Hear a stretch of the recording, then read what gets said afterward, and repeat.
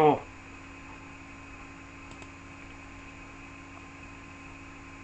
Während ich hier gerade esse, dachte mir, komm, wie wär's? Heute die PlayStation 5 Reaction. Also die Enthüllung. Und deswegen würde ich sagen, los geht's. Gerade. The SSD. So to solve all. Wir können mal ein Prediction noch sagen, bevor wir loslegen. Es hat gerade noch angefangen. Ich kam ein bisschen zu spät, weil ich musste gerade Aufgaben machen und so. Meine Prediction ist erstmal der Design, dass es nicht so aussieht wie die PlayStation 4 oder die wie es unten die PlayStation 3 aussieht. Ich hoffe, die sieht anders aus. Die hat Abwärtskompatibilität. Wir machen das jetzt halt hier. Und ich hoffe mal, dass er wunderbar aussieht. So meine Prediction, würde sagen, wir fangen jetzt halt mal an. Also wie gesagt, Ton muss ein bisschen so sein, damit ich gut verstehen kann. So, los geht's. Hi. Unfortunately, we had to cancel the talk that we had planned for GDC. But we do have some super exciting news about PS5. And who better to bring that to you than the one and only Mark Cerny. Without further ado, over to you, Mark. Thank you, Jay. There will be lots of chances later on this year to look at the PlayStation 5 games. Today, I want to talk a bit about our goals for the PlayStation 5 hardware and how they influenced the development of the console. I think you all know I'm a big believer in console generations. Once every 5, 6, or 7 years, a console arrives with substantially new capabilities. There's a lot of learning by the game developers, hopefully not too overwhelming, and soon there's games that could never have been created before. Now, it used to be that as a console designer, you'd somehow intuit what would be the best set of capabilities for the new console, and then build it in complete secrecy. For the PlayStation consoles, that period lasted through PlayStation 3, a powerful and groundbreaking console, but also one that caused quite a lot of heartache, as it was initially difficult to develop games for. So, starting with PlayStation 4, we've taken a different approach, roughly centered around 3 principles. The first of these is listening to the developers, which is to say that a lot of what we put into a console derives directly from the needs and aspirations of the game creators. We definitely do have some ideas of our own, but at the core of our philosophy for designing consoles is that game players are here for the fantastic games. Which is to say that game creators matter. Anything we can do to make life easier for the game creators or help them realize their dreams, we will do. So, about once every 2 years, I take a tour of the industry. I go to the various developers and publishers, sit down, and discuss how they're doing with the current consoles and what they'd like to see in future consoles.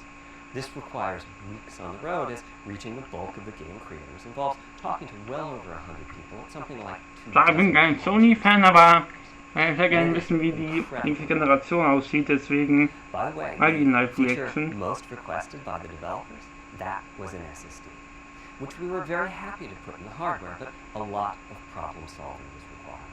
I'll be doing a deep dive on the SSD and surrounding systems later on in this talk. It's also key to make a generational leap while keeping the console sufficiently familiar to game developers. Think about this in terms of balancing evolution and revolution. Now, with PlayStation 1, 2, and 3, the target was a revolution each time with a brand new feature set. That was great in many ways, but time for the developers to get up and running got longer with each console. In the past, I've called this time to triumph. Here's what I had for those 3 consoles. To be clear, I'm not talking about time to make a game.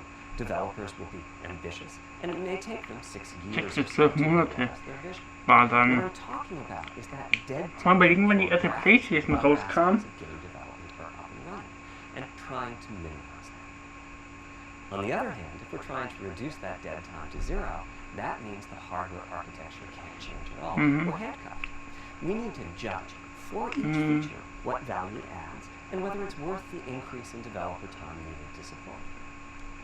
So with PlayStation 4, we were able to strike a pretty good balance between performance and familiarity. We got required learning back to PlayStation 1 levels. With PS5, The GPU was definitely the area we felt the most tension between adding new features 1994 familiar programming. ist die erste Playstation Ultimately, I rausgekommen. think we've ended up with something under a month of getting up to speed. That feels like we're striking. Es war dann 2000. I'll go into a bit more detail later today about our philosophy with the GPU and the specific feature set that resulted from it. It's also very important for us as the hardware team Hier to find 3, new 2006. dreams, by which I mean something other Wann than war die CPU, letzte Generation? Also GPU, Playstation 4, wann ist die rausgekommen? the increasing graphics performance over the past 13, also 13 Jahre. There are other 7 Jahre hat es gehalten und jetzt areas kommt die of value to Generation 5. through the players. That's why the SSD was very much on our list of directions to explore, regardless of what came out of the conversations with game developers and publishers. The biggest feature in this category is the custom engine for audio. That's today's final topic. The push for vastly improved audio, and in particular 3D audio, isn't something that came out of the developer meetings. It's much more the case that we had a dream of what might be possible 5 years from now, and then worked out a number of steps we could take to set us on that path. So here again are the three principles, the first being enabling the desires of developers to drive the hardware design. To me, the SSD really is the key to the next generation. It's a game changer. And it was the number one ask from developers for PlayStation 5. As in, we know it's probably impossible, but can you put an SSD in? That was a discussion we were also having internally. It was clear that the presence of a hard drive in every PlayStation 4 was having a positive impact. A lot of things that would simply have been impossible at Blu-ray disc speeds were now possible. At the same time, though, in 2015 and 2016, when we were having these conversations, developers were already banging up against the limits of the hard drive, and a lot of developer time was being spent designing around slow load speeds. I want to focus in on just one number here, which is how long it takes to load a gigabyte of data from a hard drive. The difficulty being that hard drives are neither particularly fast nor flexible. If all your data is in In one megabytes? block, which is frankly not very likely, you can load Ich sage es auf Englisch. megabytes a second, depending Kenne on mein Englisch what's nicht gut located aus. on the hard drive. Let's assume it's on the outer edge, which means loading a gigabyte takes 10 seconds. If you compress your data packages, you can fit more data on the Blu-ray disc and also effectively boost your hard drive read speed by compression. Und ich will, wie die We support aussieht. zlib decompression on PlayStation 4. Okay, die Dame möchte ja auch Something like wissen. 50% more data on the Weil ich disc will nicht and genau, ob das 50% so ein higher Schrott wird wie die Unfortunately, Flop-Konsole Wii U, was ich ja habe. As well as sourced from multiple locations within those files.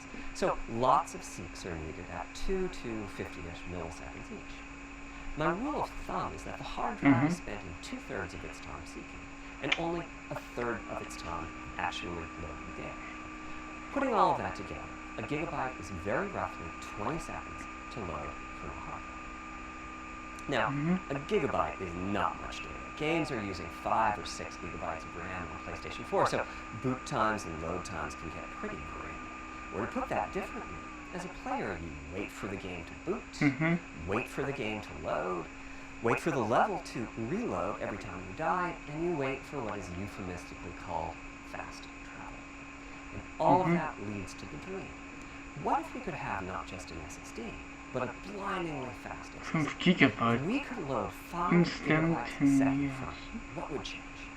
Now, SSDs are completely different from hard drives. They don't have seeks. Ich tue es nicht nach. If you have a Ich tue es nicht in den 5 gigabyte Translator, das was da gerade you can stand. read data from 1,000 different Millisecond. locations in that second, pretty much at speed. As for time to load, Gigabyte. this is next gen we're talking about, so memory is bigger. Instead, we should be asking how long to load 2 gigabytes. And the answer is about 1/4 of a second. I mean, that's amazing. We're talking 2 orders of magnitude, meaning very roughly 100 0,27 Sekunden. which means a 5 gigabyte Nicht mal eine SSD, the eine potential is Minute. that the game boots in a second. There are no load screens. The game just fades down while loading a half dozen gigabytes and fades back up again. Same for a reload. You're immediately back in the action after you die.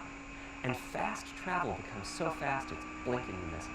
As game creators, we go from trying to distract the player from how long fast travel is taking, like those Spider-Man subway rides, to being so blindingly fast that we might even have to slow that transition down. Pretty cool, right? But for me, this is not the primary reason to change from a hard drive to an SSD.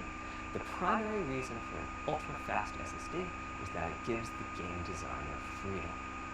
Or to put that differently, with a hard drive, the 20 seconds that it takes to load a gigabyte can sabotage the game that the developer is trying to create. I think almost all of us in the room have experienced this, maybe in different ways.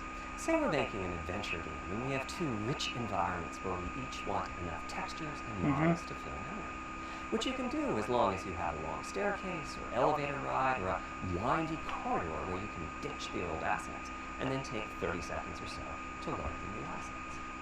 Having a 30-second elevator ride is a little extreme. More realistically, we'd probably chop the world into a number of smaller pieces and then do some calculations with sight lines and run speeds like we did for Haven City when we were making Jak 2. The game is 20 years old, but not much has changed since then. All those twisted passages are there for a reason.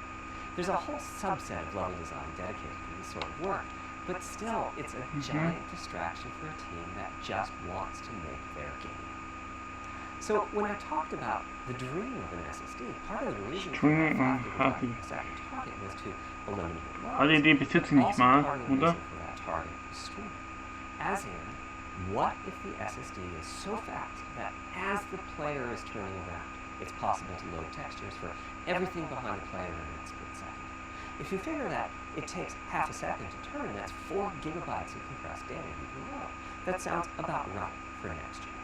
Anyway, back to the hard drive. Another strategy for increasing effective read speed is to make big sequential chunks of data. For example, we might group all the data. Klar, viele sagen jetzt, hey, That removes most mach. of the seats, and the streaming gets faster. But there's a downside too, which is that frequently used data is included in many chunks and therefore is on the hard drive many, many times. Marvel Spider-Man uses this strategy, and though it works very well for increasing the streaming speed, there's a massive duplication as a result. Some of the objects like mailboxes or news racks are on the hard drive 400 times. What I'm describing here are things that cramp a creative director's style. Either level design gets a little bit boring in places, or the data is duplicated so many times that it no longer fits on the Blu-ray disc. And you end up with hard limits on the player's run speed or driving speed. The player can't go faster than the load speed from the hard drive. And finally, I'm sure many of you have noticed that after a patch, Genau. the PlayStation 4 will sometimes take a long time to install the patch. That's So. because when just part of the file has been changed, the Mhm. new data can be downloaded pretty quickly. But before the game boots up, a brand new file has to be constructed that includes the changed portion. Otherwise, every change would add a seek or two. Even so, you can occasionally see this happening on game titles. They start to hitch once they get patched in. With an SSD, no seeks, so no need to make brand new files with the changes incorporated into them, which means no installs as you know them today. There's yet one more benefit, which is that system memory can be used much more efficiently. On PlayStation 4, game data on the hard drive feels very distant and difficult to use. By the time you realize RAM. you need a piece of data, it's much too late to go out and load it. So system memory has to contain all of the data that could be used in the next 30 seconds or so of gameplay. That means a lot of the 8 gigabytes of system memory is idle. It's just waiting there to be potentially used. On PlayStation 5, though, the SSD is very close to being like more RAM. Typically, it's fast enough that when you realize you need a piece of data, you can just load it from the SSD and use it. There's no need to have lots of data parked in system memory waiting to potentially be used. A different way of saying that is that most of RAM is working on the game's behalf. This is one of the reasons that 16 gigabytes of GDDR6 feels right for PlayStation 5. The presence of the SSD reduces the need for a massive intergenerational increase in size. So, back to the dream of the SSD. Here's the set of targets. Boot the game in a second. No load screens. Design freedom, meaning no twisty passages or long Keine corridors. More Ladescreens, game on the okay. disk and more game on the SSD. And finally, those patch installs go away. The reality, though, is that the SSD is just one piece of the puzzle. There's a lot of places where bottlenecks can occur in between the SSD and the game code that uses the data. You can see this on PlayStation 4. If I use an SSD with 10 times the speed of a standard hard drive, I probably see only double the loading speed, if that. 10 Paar For schneller. PlayStation 5, our goal was not just that the SSD itself be 100 times faster. It was that game loads and streaming would be 100 times faster. So every single potential bottleneck needed to be addressed. And there are a lot of them. Let's look at check-in and what happens when its overhead gets 100 times larger.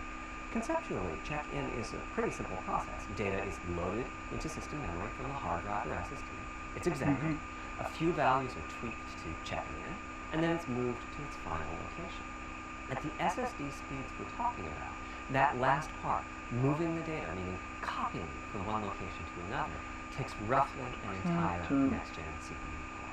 And that's just the tip of the iceberg. If all the overheads get 100 times larger... So, der Weg zur PS5, wie das dazu kam. Ich verstehe das Ganze. Ich habe mich gewundert, was für ein Problem. So to solve all of that, Aber we es wird built auch... a lot of custom hardware, namely a custom flash controller and a number of custom units in our range. The flash controller in the SSD was designed for smooth and bottleneck-free operation, but also with games in mind. For example, there are 6 levels of priority when reading from the SSD. Priority is very important. You can imagine the player heading into some new location in the world and the game requesting a few gigabytes of textures. And while those textures are being loaded, an enemy is shot and has to speak a few dying words. Having multiple priority levels lets the audio for those dying words get loaded immediately. On one side, that flash controller connects to the actual flash drives that supply the storage. To reach our bandwidth target of 5 gigabytes a second, we ended up with a 12-channel interface. 8 channels will be clear. The resulting bandwidth we achieved is actually 5.5 gigabytes a second. With a 12-channel interface, the most natural size that Channel emerges from interface. the system is 820. Kann man alles Streamer sehen oder was? The key question for us was, is that enough? I mean, it's tempting to add more, but Flash certainly doesn't come cheap, and we have a responsibility to our gaming audience to be cost-effective with regards to what we put in the console. Ultimately, we resolved this question by looking at the play patterns of a broad range of gamers. We examined the specific games that they were playing over the course of a weekend or a week or a month, and whether that set of games would fit properly on the SSD. We were able to establish that the friction caused by reinstalls or re-downloads would be quite low, and so we locked in on that 825 gigabyte size, while also preparing multiple strategies so that those who want more storage can add. I'll go through the details in a moment. Back to the flash controller. On the other side, it connects to our main custom chip via 4 lanes of Gen 4 PCIe. And So, noch ein Chip oder was? is a pretty hefty unit dedicated to I/O. Before we talk about what that does, let's talk compression for a moment. PlayStation 4 used zlib as its compression format. We decided to use it again on PlayStation 5, but on my 2017 tour of developers, I learned about a new format called Kraken for RAD game tools. It's like zlib's smarter cousin. Simple, similar types of algorithms, but about 10% better compression, which is pretty big. That means 10% more game on a UHD Blu-ray disc or on the SSD. Kraken had only been out for a year, but it was already becoming a de facto industry standard. Half of the teams I talked to were either using it or getting ready to evaluate it. So we hustled and built a custom decompressor into the I/O unit, one capable of handling over 5 gigabytes of Kraken format input data a second.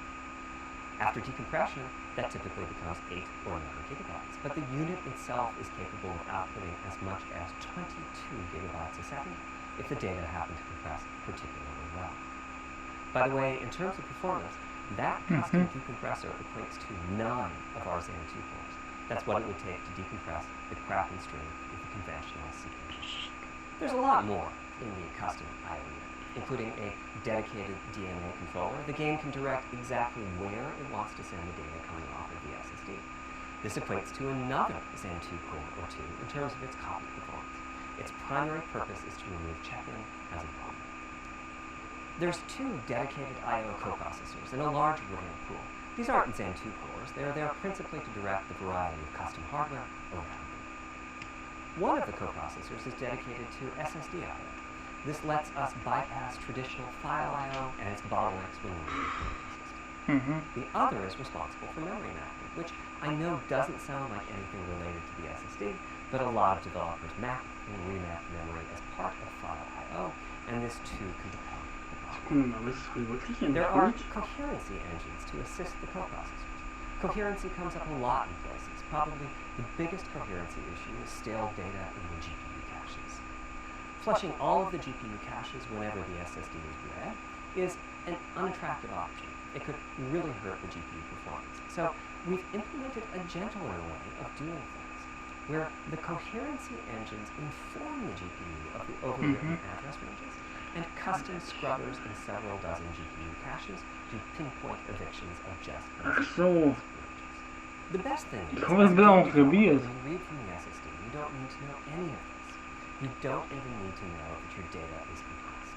You just indicate what data you'd like to read from your original uncompressed file and where you'd like to put it, and the whole process of loading it happens invisibly to you and at very high speed. Back to the dream.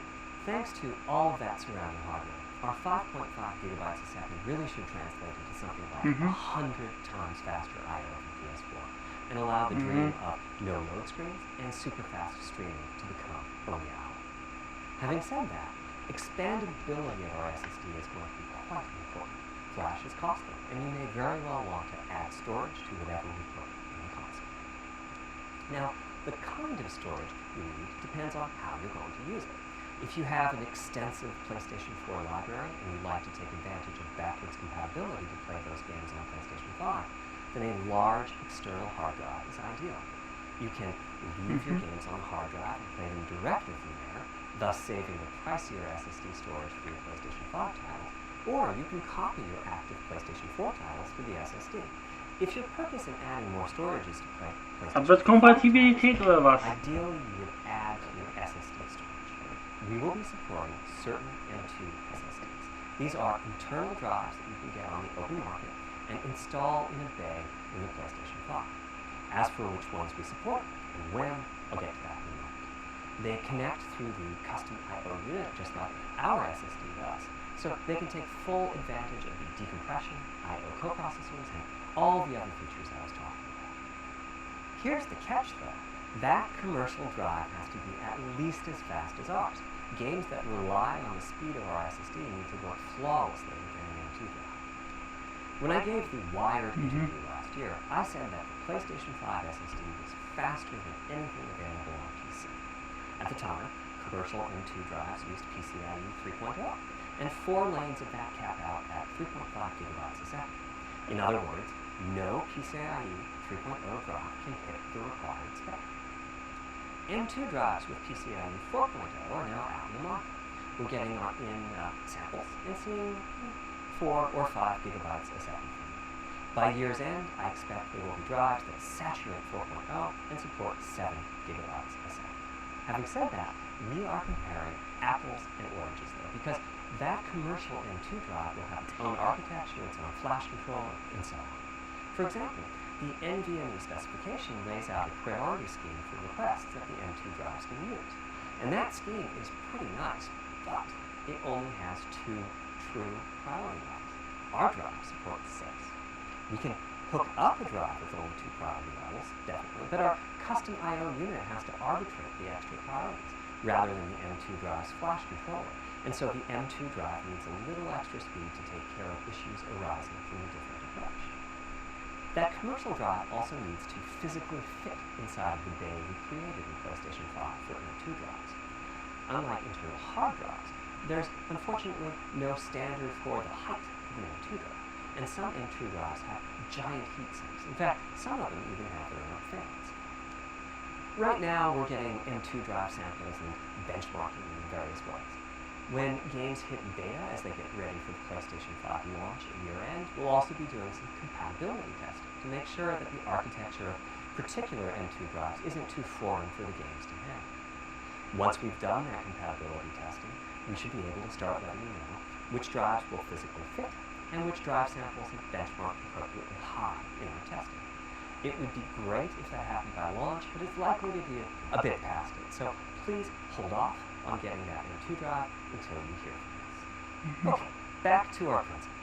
Balancing evolution and revolution is the second of them. This was definitely a recurring theme with the GPU. We need new GPU features and capabilities. If we only have more performance, it's not really a new generation of console. Of course, many of these capabilities result in more performance. That's part of why PlayStation 5 teraflop is more powerful than PlayStation 4 teraflop. But we aren't just looking for the performance. We also need the ability to do something with the GPU that could not have been done before. And we need higher performance per watt. Every time we double the performance of some GPU component, we don't want to find out we've doubled the power consumed and the heat reduced. But at the same time, we have to make sure the GPU can run PS4 games, and we have to ensure that the architecture is easy for the developers to adopt. Now, backwards compatibility was handled masterfully by AMD. They treated it as a key need throughout the design process. As our solution to adding new features without blindsiding developers, we made sure that if there were new significant features, it would be optional to use them. The GPU supports ray tracing, but you don't have to use ray tracing to make your game. The GPU supports primitive shaders, but you can release your first game on PlayStation 5 without making any use of them. Before I get into the capabilities of the GPU, I'd like to make clear 2 points that can be quite confusing. First, we have a custom AMD GPU based on their RDNA Custom? technology. What does that mean? AMD Custom Spike oder was? improving and revising their tech. For RDNA 2, their goals were, roughly speaking, to reduce power consumption by re-architecting the GPU to put data close to where it's needed, to optimize the GPU for performance, and to add a new, more advanced feature set. But that feature set is malleable, which is to say that we have our own needs for PlayStation, and that can factor into what the AMD roadmap becomes. So, collaboration is born. If we bring concepts to AMD that are felt to be widely useful, then they can be adopted into RDNA 2 and used broadly, including in PC GPUs. If the ideas are sufficiently specific to what we're trying to accomplish, like the GPU cache scrubbers I was talking about, then they end up being just for us. If you see a similar discrete GPU available as a PC card at roughly the same time as we release our console, that means our collaboration with AMD succeeded in producing technology useful in both worlds. It doesn't mean that we as Sony simply incorporated the PC part into our console. This continuous improvement in AMD technology means it's dangerous to rely on teraflops as an absolute indicator of performance, and CU count should be avoided as well. In the case of CPUs, we all understand this. The PlayStation 4 and PlayStation 5 each have 8 CPUs, but we never think that meant the capabilities and performance are equal. It's the same for CUs. For one thing, they've been getting much larger over time, adding new features and adding lots of transistors. In fact, the transistor count for a PlayStation 5 CU is 62% larger than the transistor count for a PlayStation 4. Ist sie etwa leichter? Second, the PlayStation 5 GPU is backwards Ist PlayStation 5 leichter? What does that mean? One way you can achieve Leichter als die Switch?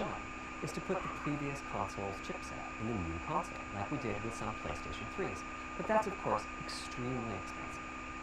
Abwärtskompatibel? Incorporate any differences in the previous console's logic into the new console's custom chips, meaning that even as the technology evolves, the logic and feature set that PlayStation 4 and PlayStation 4 Pro titles rely on is still available in backwards compatibility modes. One advantage of this strategy is that once backwards compatibility is in the console, it's in. It's not as if a cost down will remove backwards compatibility like it did on PlayStation 3.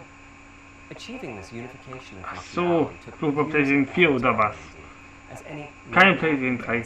Also die kam direkt in euer Special, wo wir halt gar nicht spielen oder was? PS4 and PS4 titles at boosted frequencies has also added complexity. The boost is truly massive. Was bitte für alle PlayStation-Konsolen, dass die da abwärtskompatibel sind? Mach das mal. Results are excellent though. We recently took a look at the top 100 PlayStation 4 titles as ranked by Playtime, and we're expecting almost all of them to be playable at launch on PlayStation 5.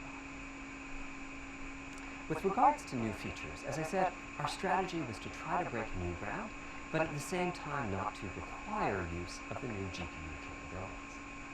For more than a decade, GPUs have imposed a restriction on game engines. Software handles vertex processing, but for the most part, dedicated hardware is responsible for the triangles and other geometry that the vertices form. That means it's not possible to do even basic optimizations, such as aborting processing of the vertex if all geometry that uses it is off-screen. PlayStation 5 has a new unit called the Geometry Engine, which brings handling of triangles and other primitives under full programmatic control. As a game developer, you're free to ignore its existence and use the PlayStation 5 GPU as if it were no more capable than Eine Abwärtskompatibilität. or you can use this new intelligence in various ways.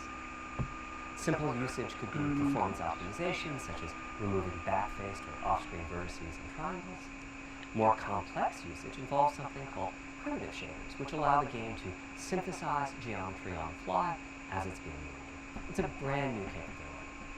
Using primitive shaders on PlayStation 5 will allow for a broad variety of techniques, including smoothly varying level of detail, addition of procedural detail to close-up objects, and improvements to particle effects and other visual special effects. Da vor längerer Zeit mal Another Leaks zu der major new PlayStation feature of our 5. custom RDNA 2-based GPU is ray tracing, using the same strategy as AMD's upcoming PC GPUs. The CUs Also der erkennt die Augen oder was? Wenn man das so anschaut, dann geht er an oder wie? To use the intersection engine, first you build what is called an acceleration structure. Brauchen wir mal It's data Übersetzer. in RAM that contains all of your geometry. There's a specific set of formats you can use. There are variations on the same BVH concept. Then, in your shader program, you use a new instruction that asks the intersection engine to check array against the BVH. While the intersection engine is processing the requested ray triangle or ray box intersections, the shaders are free to do other work. Having said that, the ray tracing instruction is pretty memory intensive, so it's a good mix with logic heavy code. There's of course no need to use ray tracing. PS4 graphics engines will run just fine on PlayStation 5, but it presents an opportunity for those interested. Schatten oder wie? I'm thinking it'll take less than 1 million rays a second to have a big impact on audio. That should be enough for audio occlusion and some reverb calculations. With a bit more of the GPU invested in ray tracing, it should be possible to do some very nice global illumination. Having said that, adding ray-traced shadows and reflections to a traditional graphics engine could easily take hundreds of millions of rays a second, and full ray tracing could take billions. How far can we go? I'm starting to get quite bullish. I've already seen a PlayStation 5 title that's successfully using ray tracing-based reflections in complex animated scenes with only modest costs. Das ist auf Another Premiere. set of issues for the GPU involved size and frequency. How big do we make the GPU, and what frequency do we run at? So wurde This es is a schon balance. aufgenommen. Ach The so. chip has a cost, and there's a cost for whatever Schauen wir da mal auf den, supply auf den that chip, Preis, power. wenn das rauskommt, die In general, PlayStation I 5. like running the GPU at higher frequency. Let me show you why. Here's two possible configurations for a GPU roughly at the level of the PlayStation 4 Pro. This is a thought experiment. Don't take these configurations too seriously. If you just calculate teraflops, you get the same number. But actually, the performance is noticeably different because teraflops is defined as the computational capability of the vector ALU. That's just one part of the GPU. There are a lot of other units. And those other units all run faster when the GPU frequency is higher.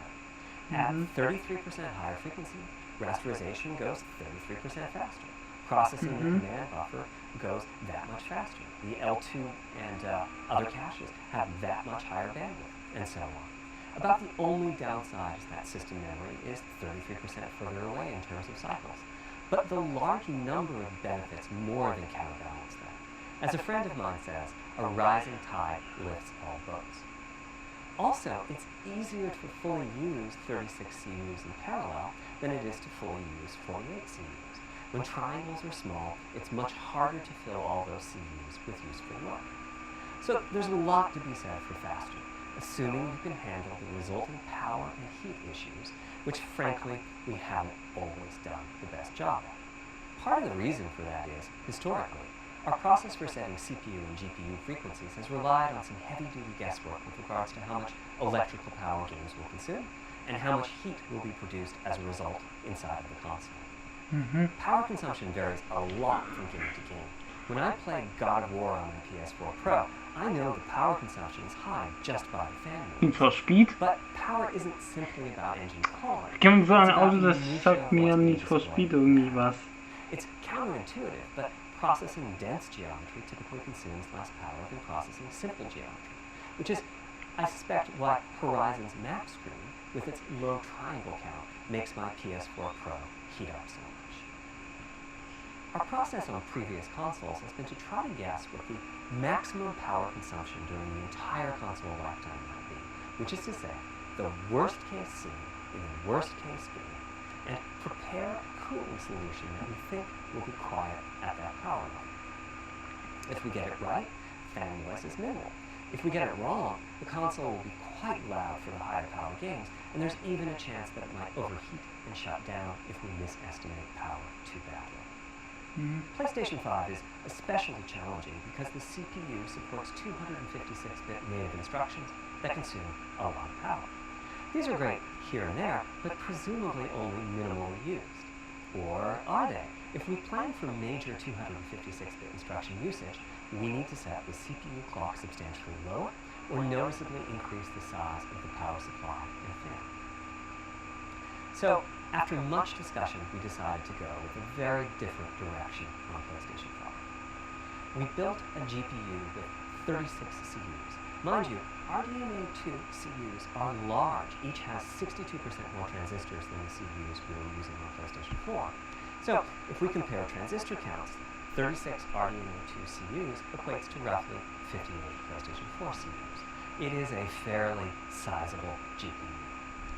Then we went with a variable frequency strategy for PlayStation 5, which is to say we continuously run the GPU and CPU in boost mode.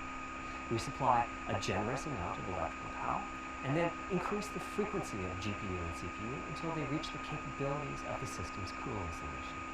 It's a completely different paradigm.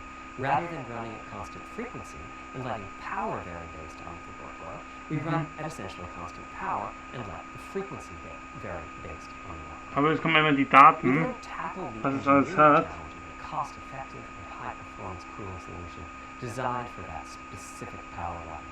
In some ways, it becomes a simpler problem because there are no more unknowns. There's no need to guess what power consumption the worst-case game might have.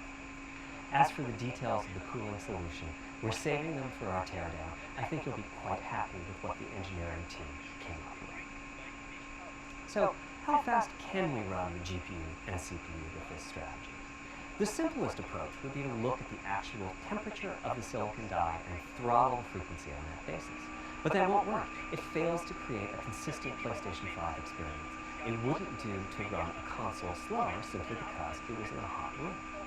So, rather than look at the actual temperature of the silicon die, we look at the activities that the GPU and CPU are performing and set the frequencies on that basis, which makes everything deterministic and repeatable.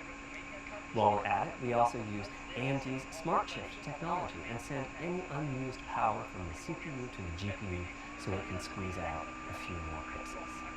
The benefits of this strategy are quite large. Running a GPU at 2 GHz was looking like an unreachable target with the old fixed frequency strategy. With this new paradigm, we're able to run way over that. In fact, we have to cap the GPU frequency at 2.23 GHz so that we can get it on that basis, or unknowns. There's no need to guess what power consumption the worst-case game might have.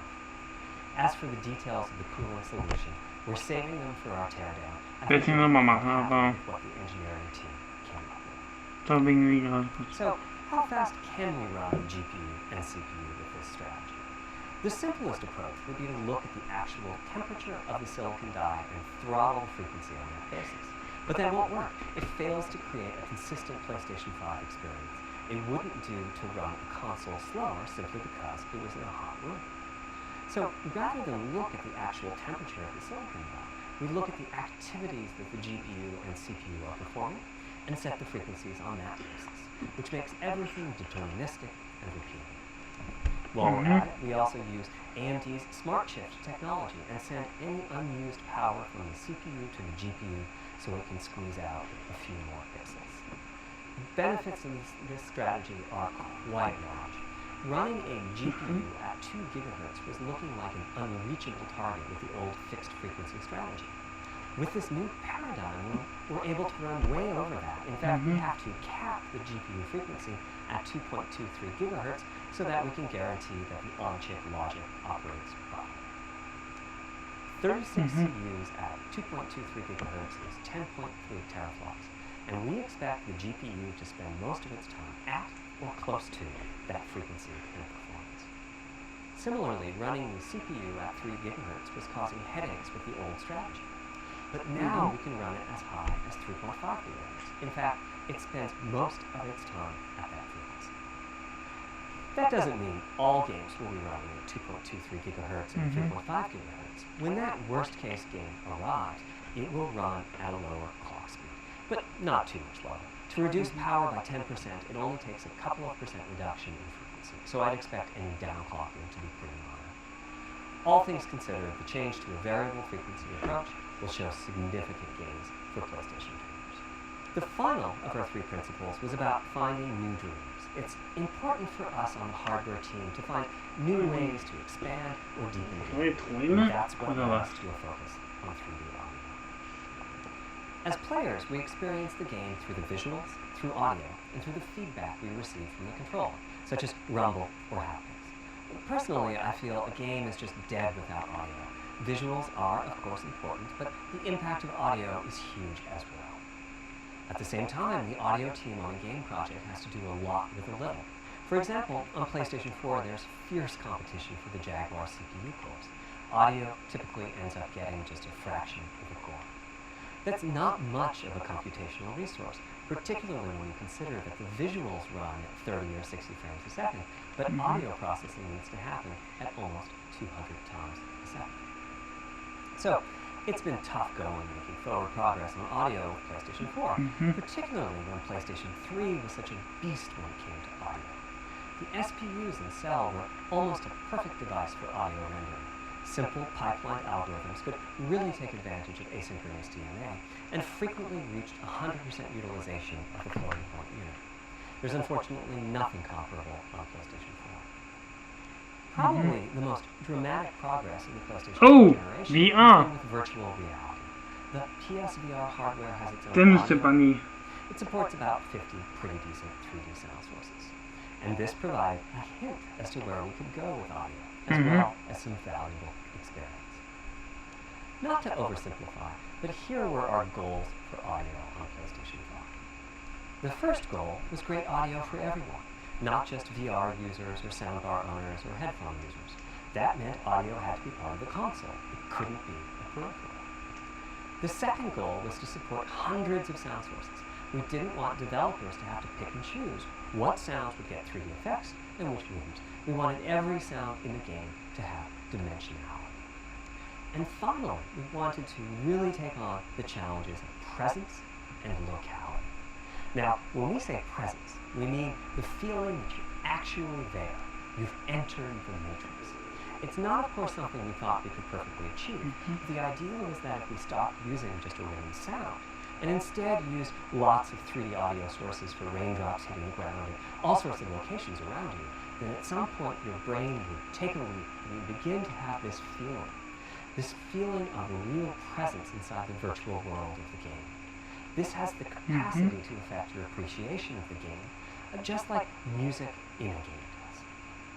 The concept of locality is simpler. It's just your sense of where the audio is coming from. To the right of you, behind you, above you. This can immerse you further in the game, and it can also directly enhance the gameplay. To use Dead Space as an example, I know, old school, you're fighting enemies in fairly dark, spooky locations. Back in the day, if you played the game using the TV speakers, you could tell that there was one last enemy growling and hunting you down, but it was difficult to tell quite where that enemy was. With headphones, you could tell that the enemy was somewhat behind and to your right. But with 3D audio with good locality, the idea is you know the enemy is precisely there, and you turn, and you take it out. So, how do we know where sound is coming from in the first place? Well, all those bumps and folds in the ear have a meaning, evolutionarily speaking. Based on what direction the sound is coming from, sound waves bounce around. Kurz mal leiser There's gestellt. some constructive and destructive interference, and the result is a change in volume. The phase of the sound also shifts, depending on what path the sound wave took to reach the ear canal. These volume changes and phase shifts are different for each direction and also vary depending on the frequency of the sound. Head size and head shape also impact the sound in a similar fashion. The way that the sound changes, based on direction and frequency, can be encoded in a table called the Head-Related Transfer Function, or HRTF. Here's part of it. The vertical axis is the frequency, the horizontal axis is the direction, front, back, left, right, and the color gives the degree of attenuation of the sound at that frequency.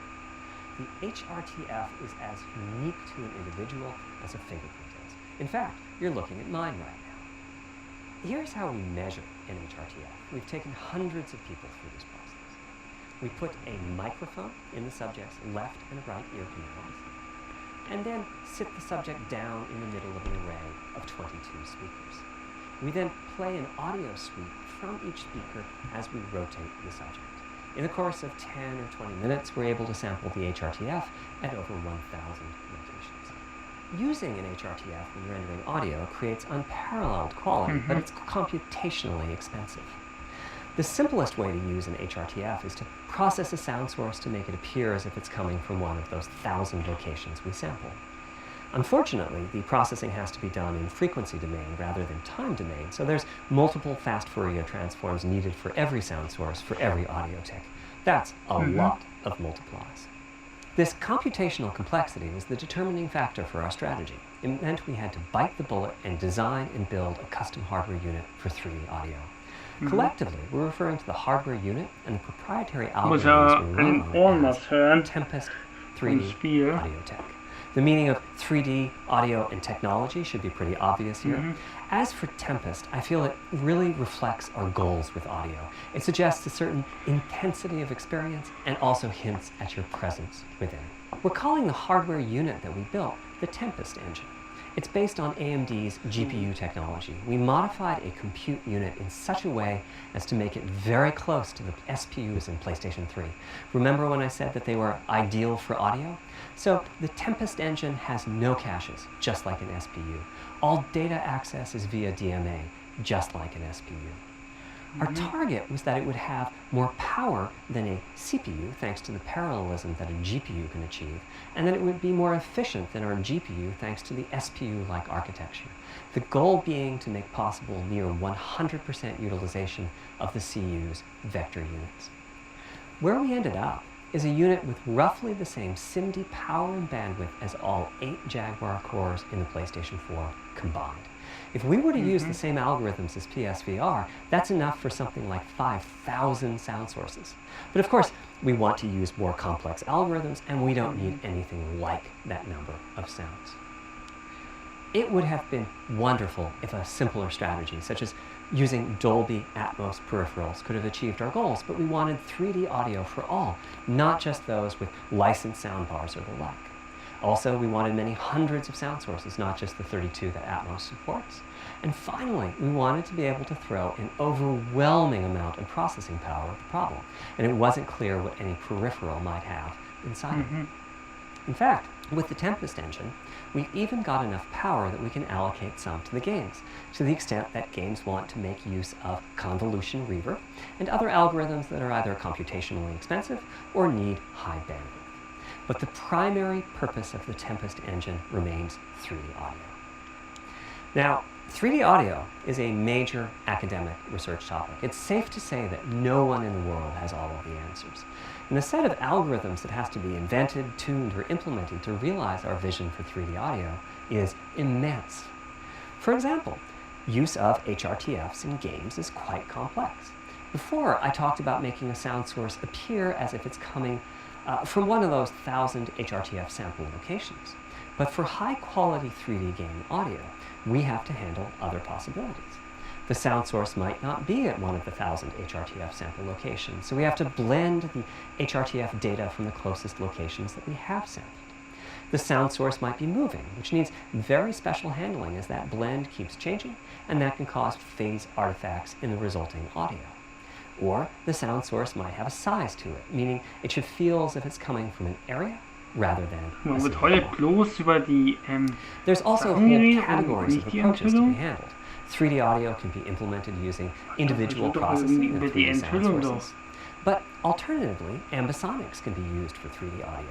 Ambisonics being somewhat like the spherical harmonics used in computer graphics. And finally, there's audio devices. The player might be using headphones or TV speakers or have a higher-end surround sound Ja, setup with Kopfhörer. 6 or more speakers, all of which need different approaches. That's a lot of variations. It's nice to have the computational resources of the Tempest engine, but it's clear that achieving our ultimate goals with 3D audio is going to be a multi-year, step-by-step process.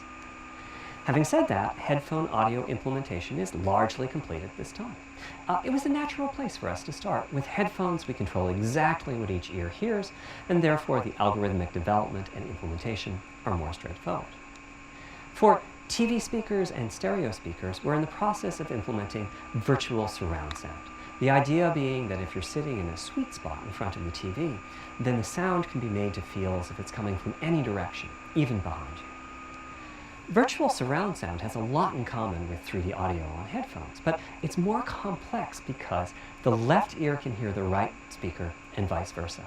We have a basic implementation of virtual surround sound up and running. We're now looking at increasing the size of that sweet spot, which is to say, making the area you need to be in to feel the 3D effect larger, and we're also working to boost the sense of locality.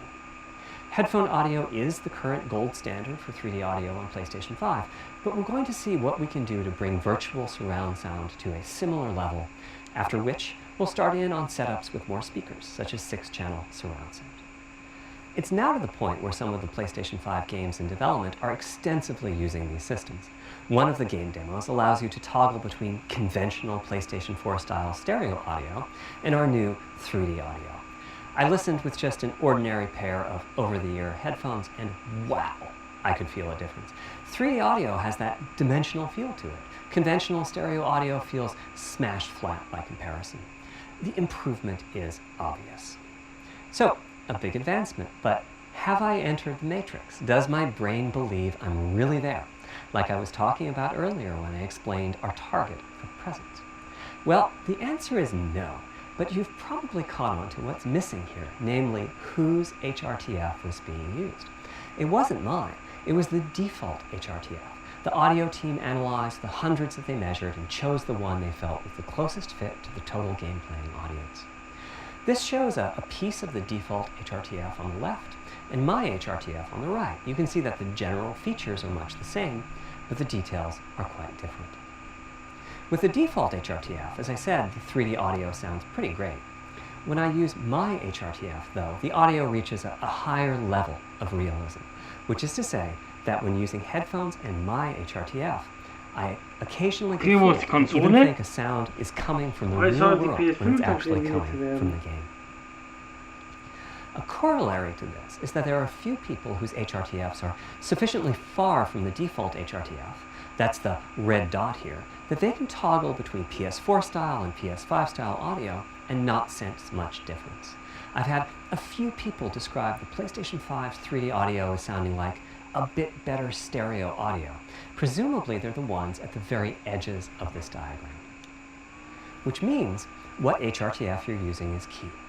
I'd like everyone to be able to experience what I'm experiencing, but obviously it's not possible to measure the HRTF of every PlayStation user. That means HRTF selection and synthesis are going to be big topics going forward as the Tempest technology matures.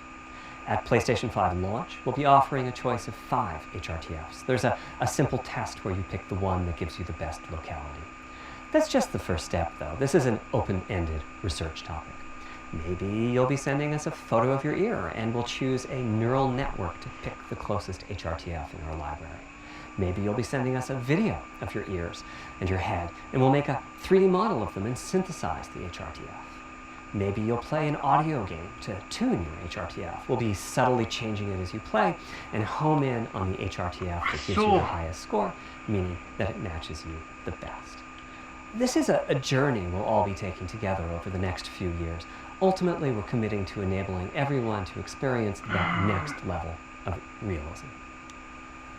Hopefully, I've been able to illustrate a bit about our design and decision-making process today and why PlayStation 5 has the feature set that it does. Now comes the fun part. We get to see how the development community takes advantage of that feature set. I'm hoping for the completely unexpected. Will it come from audio, ray tracing, the capabilities of the SSD, or something else? I guess we'll find out soon enough. Thank you for your time today.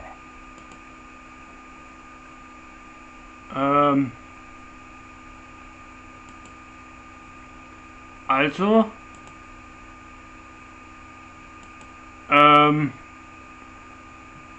was kann ich dazu sagen?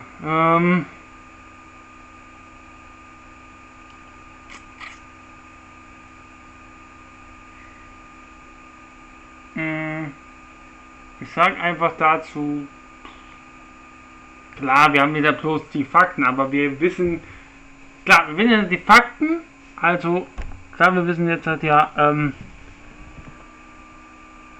dass er kompatibel ist.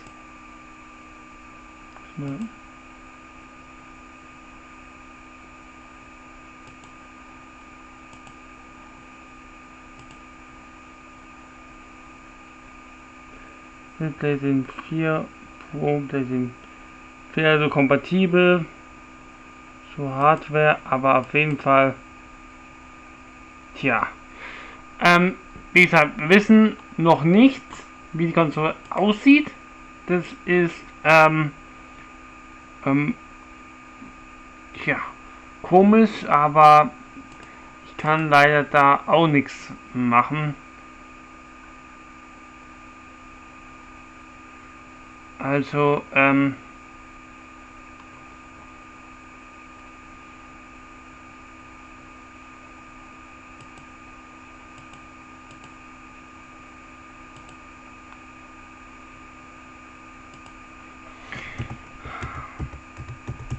Road to PlayStation 5. Die Enthüllung mache ich gleich mal wieder weg, weil es wurde nichts enthüllt.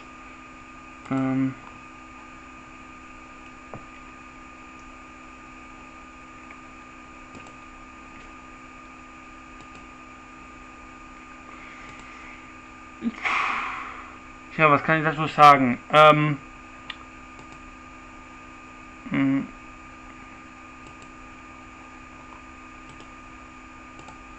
Neu laden.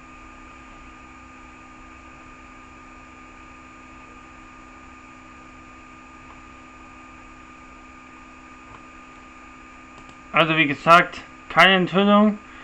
Gleich bin ich wieder online. Ich werde kurz wieder Thumbnail ändern, denn gleich werden wir die Xbox Präsentation anschauen. Und da wurde auch was gesagt wegen der Xbox Series X.